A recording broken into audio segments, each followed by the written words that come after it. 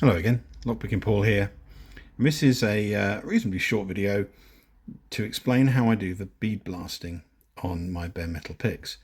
It looks like a nail file, but it's actually a lot smoother than that. It has got grip, but it doesn't. You couldn't file your nails with it, as is witnesses my state of my nails. I've just come back from the workshop. So this is a pick I've made for someone as a thank you who did something rather nice for me recently, and so they'll be getting this in a few days. And I thought, oh, let's video the process of actually putting this on here. I would say there's probably a better way of doing it, but I come at this from a sort of a car building background, so some of the equipment might look a bit industrial, but it seems to work for me, and it gets some fairly good results. So up now, the process of doing the bead blasting. Back in a mo. Okay, in the workshop, and there's the Katana 2. It's finished. I just need to put a bead blast pattern in the center of that handle, which I'll mask off with Gorilla Tape.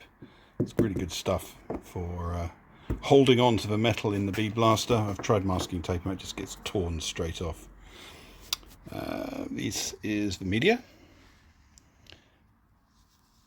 It's really quite heavy, very abrasive.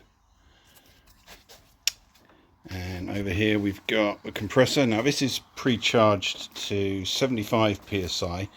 That's just for starting pressure. That tank isn't big enough for the air to do a whole blade handle, so I'll have to run the compressor. Now that's very noisy, so just before I start it, I'll put a warning up, because you might want to turn your volume down. That's the blaster gun. This is an automotive. This is actually a Teng race. I used to build race cars, and so I have this left lying around.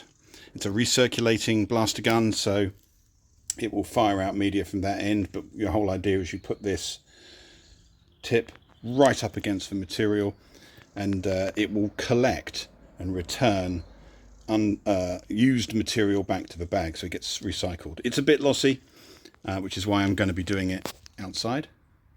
I don't have a blasting hood, so it will be done outside, but even then, you know, safety is pretty important. I'll be wearing a respirator and gloves.